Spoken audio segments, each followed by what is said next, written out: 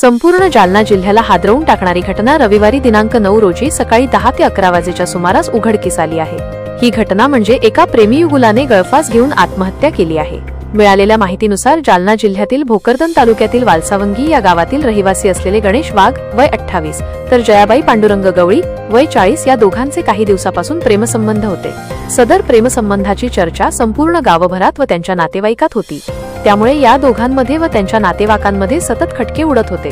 त्यामुळे या दोघांनी टोकाची भूमिका घेतली व अजिंठा पर्वतरांगेत भोकरदन तालुक्यात असलेल्या कालिंका देवी डोंगराच्या जंगलात गेले।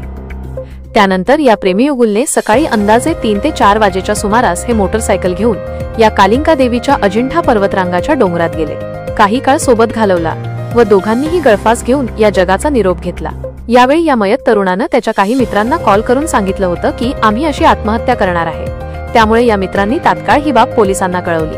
पोलिसांनी त्यांच्या मोबाईल लोकेशनवरून सदर ठिकाणी जाऊन पाहणी केली असता दोन्ही प्रेमीयुगुल लटकलेल्या अवस्थेत आढळून आले। यावेळी त्यांची पाहणी व तपासणी केली असता पुरुषाचं नाव गणेश वाघ व महिलेचं नाव जयाबाई पांडुरंग गवळी असं असल्याचं समोर आलं। पोलिसांनी पंचायत समक्ष मृतदेहांचा पंचनामा करून मृतदेह धावडा येथे प्राथमिक आरोग्य केंद्रात दाखल केला। यावेळी त्या ठिकाणी उपस्थित असलेल्या डॉक्टर ताठे मॅडम यांनी दोघांनाही मृत घोषित केलं। यावरून पारत पोलीस ठाण्यामध्ये आकस्मिक मृत्यूची नोंद करण्यात आली असून पुढील तपास पोलीस करत आहे।